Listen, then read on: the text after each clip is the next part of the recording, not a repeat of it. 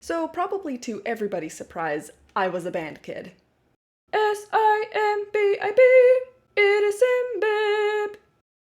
Hello folks, welcome back to Stuff I Make Because I'm Bored. I am Sin, I will be your host, and today we're going to be talking about a piece of music that probably shaped the way I see music forever. Excuse me, it is so hot in my apartment and at the same time so cold, so I'm wearing a sweater, but at the same time I'm sweating and I am constantly thirsty. Anyway, today we're going to talk about a piece of music that kind of changed the way that I view music forever. It kind of shaped the way that I listen to music and what I look for in music. That piece of music is Mars by Gustav Holst.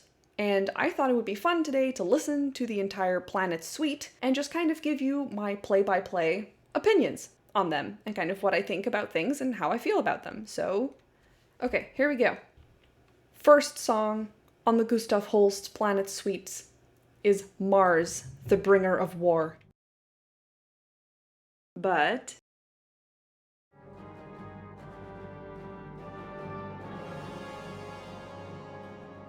oh, I love it so much.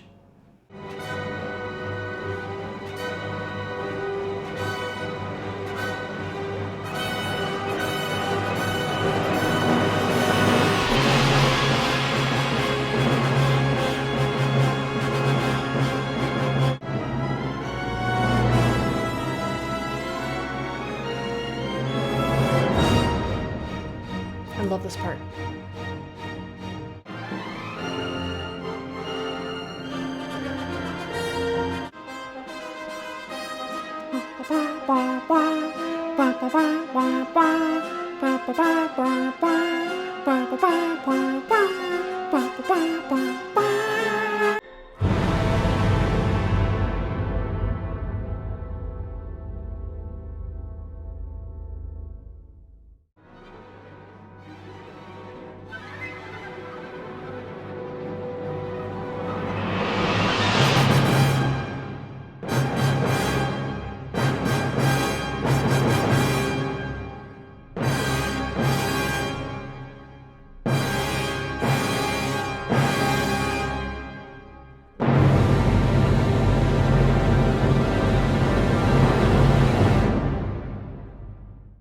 Oh, that song gives me such goosebumps. It's unbelievable. I understand when people are talking about like ASMR and they get the ASMR tingles. I get the ASMR tingles from music like this. And it's music like this that kind of shaped my entire understanding of what I like in music and what I expect in a good song. And the biggest thing for me is the fact that the song is in 5/4 time. Full disclosure, I played this song when I was in band, and so of course I love it. It's just Stockholm Syndrome. You listen to something so many times because you need to learn how to play it, and you just love it. I distinctly remember the ending part.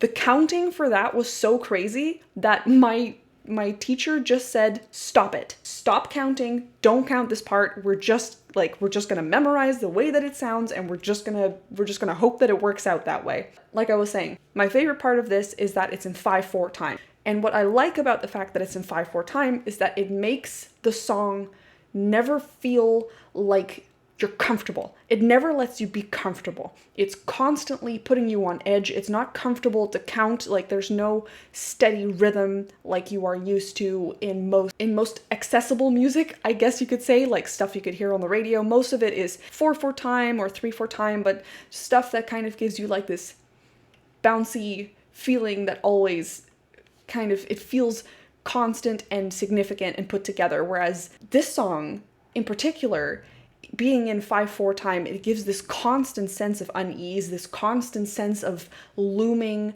of marching forward, of this doom that's coming down on you.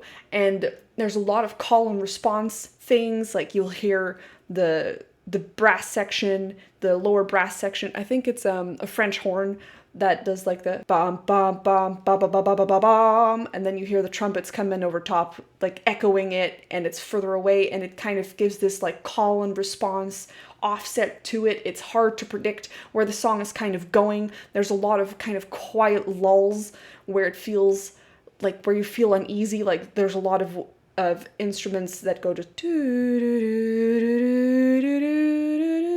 and it gives this eerie feeling of just unease and discomfort, and I love that. I love that. It's so good.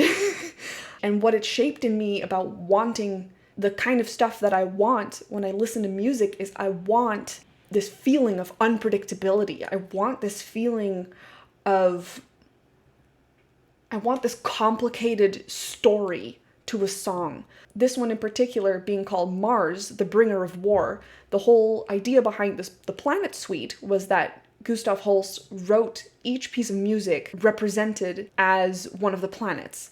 And of course, in Roman mythology, I believe it's Roman mythology, Mars is the bringer of war. Let me double check that before I just say that. Yeah, okay. He is the Roman god of war. So, of course, Mars being the bringer of war, there's a lot of this explosive sound, this sudden breaking of the silence, this very doom ending where it's just heavy and it lands really hard, and it's so good, and it's what I want in music. I want this intensity, this constant drive, this weird sound, this unpredictability to where you think it's gonna go, and I love it so much. It makes me just feel so many things, especially the crescendo in the middle. It gives me goosebumps. It makes all my fur stand on end, and it's great. Anyway, that's Mars. Let's move on to the next song.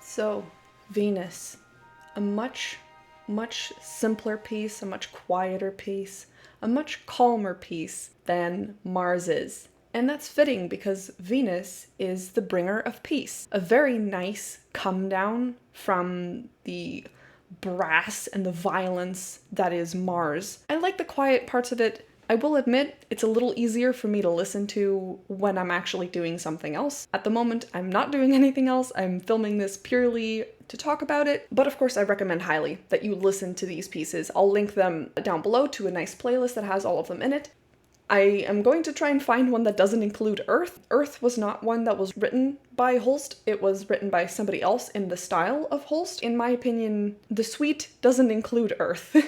Whenever you hear it performed live, it doesn't include Earth. And I actually had the pleasure of listening to it live by a Philharmonic orchestra. It was so beautiful. I had such a wonderful time listening to it. The rest of the date sucked, but that's neither here nor there. But it's fine. So, that's Venus. Let's move on to the next one.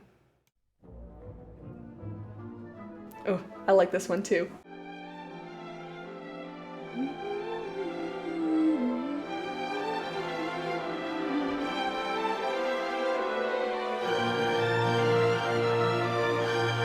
Oh, goosebumps.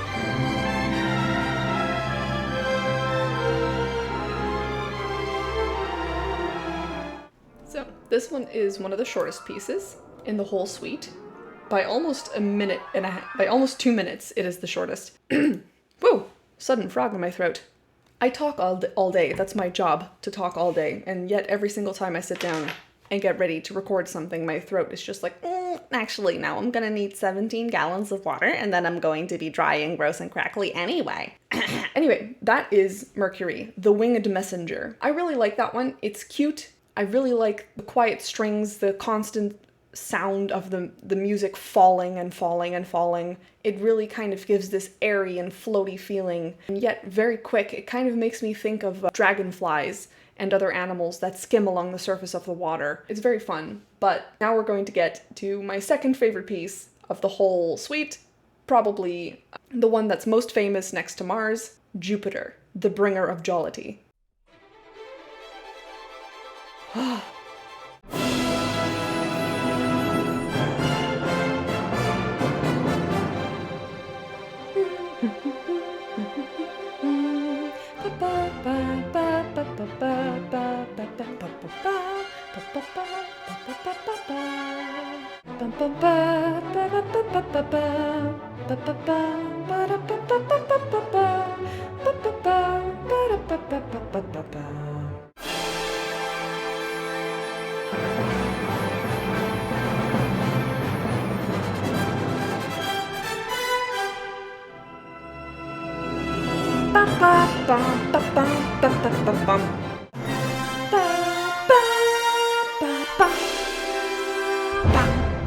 Ah, it's so good! Oh my god, that song, seriously, goosebumps, goosebumps every time between each of the sections. I love the fun, cute, upbeat sections. I love the fun, kind of more quiet sections. I love the big, swelling, softly growing sections. It really kind of encompasses to me all different kinds of joy. This kind of small, quiet joy of you wake up next to somebody that you love, or you pet your cat because your cat came and sat down in your lap, or just like eating a really good meal.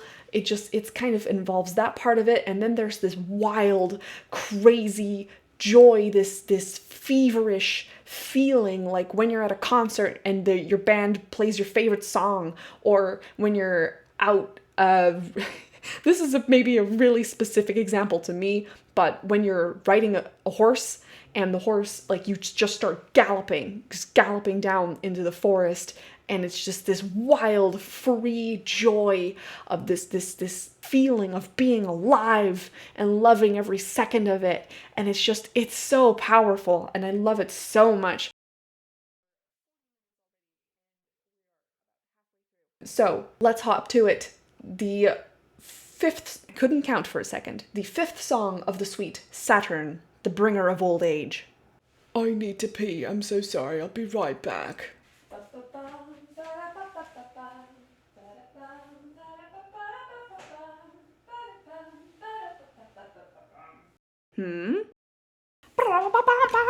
I am back. Excuse me. Let us keep listening. Oh, this one. I actually don't like this one as much.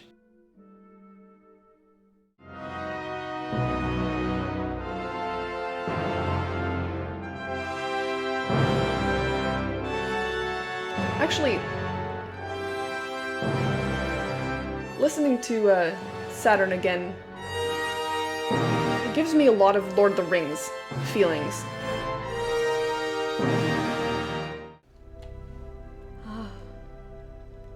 So nice. So nice. So while that was playing, I actually pulled up the Wikipedia page for the planets, just to make sure that I was getting all my facts correct. Let's take a little break from listening to the actual music, and let's talk a little bit about the planets themselves and kind of who created them, when they were created, all that other stuff. Because part of music, or part of art, a thing that in art is incredibly important to talk about, is when it was created and what was the world like when this was created. And I think that's very important to keep in mind, because it paints this entirely new picture of what the music or what the art was inspired by and how the world was when the art was created. So The Planets is a 7-movement orchestral suite by the English composer Gustav Holst, written between 1914 and 1917. That is right before World War I. And Mars, you might think, oh, yeah, obviously that was inspired by war. While it was inspired by war, it was not inspired by the war, because it was written right before the war actually started. I'm reading some interesting things about Holst. He actually became super inspired by astrology in general when he was on a holiday in Spain, which I find super interesting. Holt described the planets as a series of mood pictures acting as foils to one another with very little contrast in any one of them. Short writes that some of the characteristics the composer attributed to the planets may have been suggested by Alan Leo's booklet, What is a Horoscope?, which he was reading at the time. He even took 2 titles of the movements, Mercury, the Winged Messenger, and Neptune the Mystic, from Leo's books. And that thing that he brought up about foils is kind of what I was saying earlier. And mind you, this needs to be taken with a grain of salt. I am not a music theorist. I am a music noob. I can sing and I can play a bunch of instruments, but that's about it. I'm not trained in music, let's put it that way. But this interesting thing that he mentioned about the foils between one another, that's what I brought up when we were listening to Mars and then Venus after it. It's this loud, bombastic, brash, terrifying sound followed by this very quiet, peaceful, soft, swaying kind of song that's very quiet for the whole thing. Another interesting fact is that Holst really wants the entire suite of the planets to be listened to at once. It's not meant to be listened to in pieces. even though other people at the time have said that a half hour is about as much as an audience could take at the time, because concerts, especially of this kind, were never this long. The Planets is a movie. It's a movie-length piece of music, almost, and it's incredibly complicated, and the whole thing is so importantly connected to itself. I love that kind of thought process because I actually never used to listen to full albums before. I think, what was it? I was on a plane, I think from Europe to North America, or the other way around. And on that plane, I listened to an entire album start to finish for the first time, and it was a religious experience. And I say that with a lot of weight because I'm not a religious person at all. But I listened to the entirety of Reflector by Arcade Fire because I had remembered one of my friends just in passing said that they really liked Arcade Fire. And let me tell you, sitting in the window seat of an airplane listening to a full album start to finish with no interruptions, just really good headphones, you and the music and the view outside of an airplane window, otherworldly. Otherworldly. I've been chasing that high ever since. So I connect very deeply with Holst saying that the Sweets needs to be listened to in its entirety. So that's kind of what I'm honoring when I'm going through all of these now. And continuing reading here, he especially disliked having to finish with Jupiter to make a, quote, happy ending, unquote, for he himself has said, quote, in the real world, the end is not happy at all, unquote, which is very down to earth of him for somebody who is super into horoscopes and got really good at reading horoscopes, in my opinion, anyway. Faux science. Let's talk a little bit about the instrumentation. The work of the Planets is scored for a very large orchestra, not a high school orchestra like I played in, but it says 4 flutes, 3 oboes, 1 cor anglais, 3 clarinets in B flat and 1 clarinet in A, 1 bass clarinet in B flat, 3 bassoons and 1 contrabassoon, which by the way is one of the most hilarious looking instruments I've ever seen. For the brass, it needs 6 horns in F, 4 trumpets in C, 2 trombones, 1 bass trombone, 1 tenor tuba in B flat, often played on a euphonium, 1 tuba. For the percussion, 6 timpani, which makes perfect sense, especially in Jupiter you can hear them. A timpani, by the way, has 1 note when you play it. There are some timpanis, if I'm not mistaken, that can be tuned as you play it to kind of have like 2 settings, but it's very difficult to tune kind of as you go, and very often when you're listening to an orchestra live, in between songs you'll hear the boom, boom, boom in the background of the timpanis being tuned to the correct notes that they need to be. Also included a triangle, a side drum, tambourine, cymbals, bass drum, gong, tubular bells, glockenspiel with 3 players, and a xylophone with 2 players. It needs, for keyboards, an organ and a celesta. What is a celesta? I'm interested. What is this? Oh, it's like a piano. Okay. And for strings, it needs 2 harps, a first and second violin, violas, cellos, and double basses. And in Neptune, which we'll get to, 3-part women's chorus, each comprising of 2 sopranos and 1 alto. And this is my favorite part, located in an adjoining room, which is to be screened from the audience. What do I mean by that? I mean literally the choir that sings in Neptune is not in the same room as the orchestra. They are in a separate room where the audience can't see them. And it creates this, and we'll get to it, it creates this ethereal, haunting sound that if you've never listened to the Planets before is almost, it's very spiritual, very divine. That's the word that I'm looking for. It's very divine. It gives this very ethereal quality to the music, and it's just stunning. All right, let's go. After Saturn.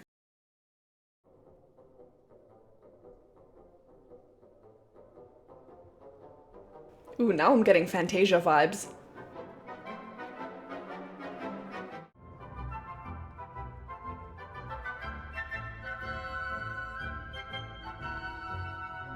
I really like that one too. And it made me think a little bit more about what Holst said the point of the Planets was, that it's all of the pieces are supposed to have their own character, but it's not supposed to feel like 7 different pieces of music. It is supposed to feel like parts of one large whole that has character, a different character in each. It's like all of these characters are part of one play, and the play is the whole suite altogether. Because a lot of the music and a lot of the pieces have this kind of like this bouncy feeling to it, like bum, bum, bum, bum, and you can kind of find that in almost all of the pieces of music. Maybe not as much Mars. No, you can still feel it, except in Mars is really slow because it's more bum ta bum ta bum ta bum. Whereas with the other ones, it's more like bum ta bum. It's a lot lighter and quicker, but it's still kind of the same idea of music. It's the same musical idea that is imbued in all of the pieces. And there's a lot of call and response in lots of the pieces in this one as well. One part of the orchestra sings a line that isn't echoed by other parts of the song, and there's this kind of this duality in the song, and then there's this duality in the piece, I should say, and then there is this echo between the piece and the pieces that come before it and the pieces that come after it. And I love it so much. Seriously, if this is ever playing nearby, do yourself a favor, go buy yourself some tickets. Please wear a mask. We are still in COVID as much as we like to pretend that we're not. And go have a listen and enjoy. It is a wonderful experience. With that, we're moving on to the last, and in my opinion, kind of the coolest, conceptually the coolest piece, Neptune. Oh, so many goosebumps right now.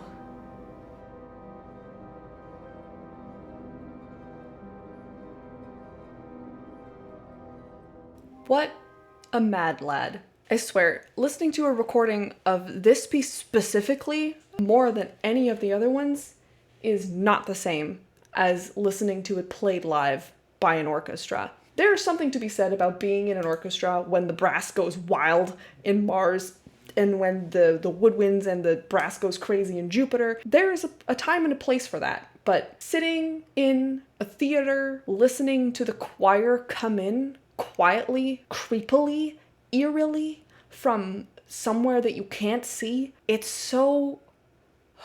I'm getting goosebumps just thinking about it. It is incredible. It's hard even to describe it to you in words.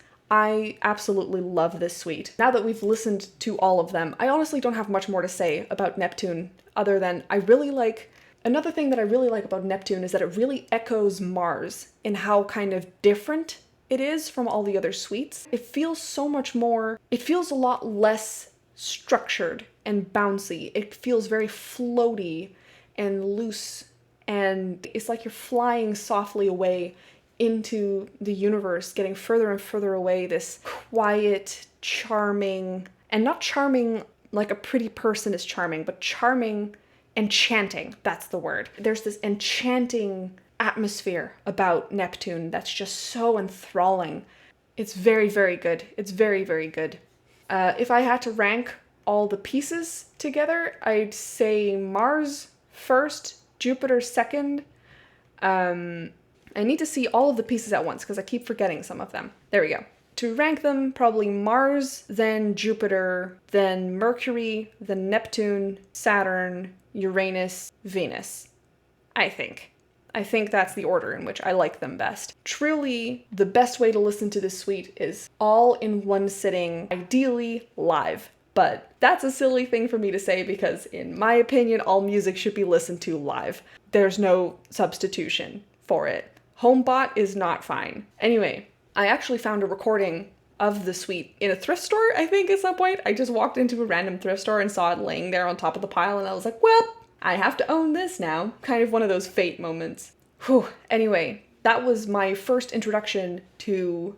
not my first introduction to classical music, but my first introduction to a classical piece that I loved so much. We also did Gustav Holst's First Suite in E-flat in band, and though I love that, I could probably sing you every single part to that song. I'm not going to do it because I've been talking long enough already, but it is a drastically different experience than the planets. The planets are so inspiring, it's inspired so many pieces of media. I mean, if you listen to them now, I'm sure you had moments like I did. There were songs where I was like, wow, this really sounds like Harry Potter. Wow, this really sounds like Star Wars. This really sounds like this really sounds like that. But we have to remember that all of these pieces came after Holst. Holst was first. These pieces were written in 1914 to 1917. They're more than 100 years old now. And the amount of music that sprang forth from this is amazing.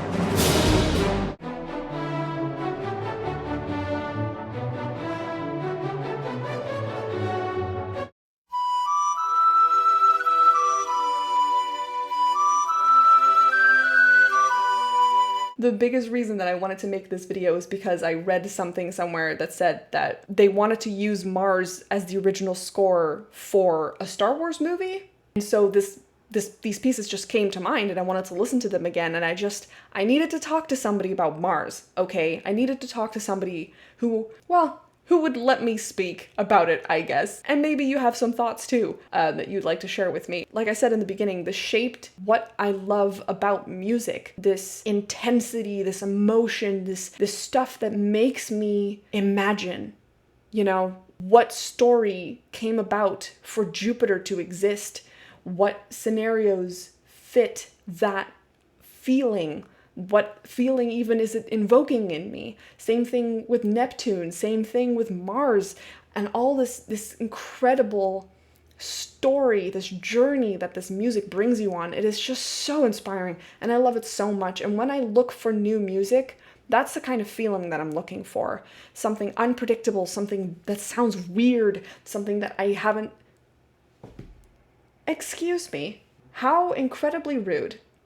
I have been talking for such a long time, and I'm sure that I'll have such a blast editing this. Have you heard of The Planets before? Did you listen to it because of me? What are your thoughts on it? Which one of the pieces is your favorite? Were you like me, and were you forced to play it in concert band when you were in high school? I'm gonna leave you guys with this, which is the reception of Holst, as documented by Imogen, who is Holst's daughter. The very first performance of this suite in 1918. Even those listeners that had studied the score for months were taken aback by the unexpected clamor of Mars. During Jupiter, the charwomen working in the corridor put down their scrubbing brushes and began to dance. In Saturn, the isolated listeners in the dark, half-empty hall felt themselves growing older at every bar. But it was the end of Neptune that was unforgettable, with its hidden chorus of women's voices growing fainter and fainter in the distance, until the imagination knew of no difference between sound and silence.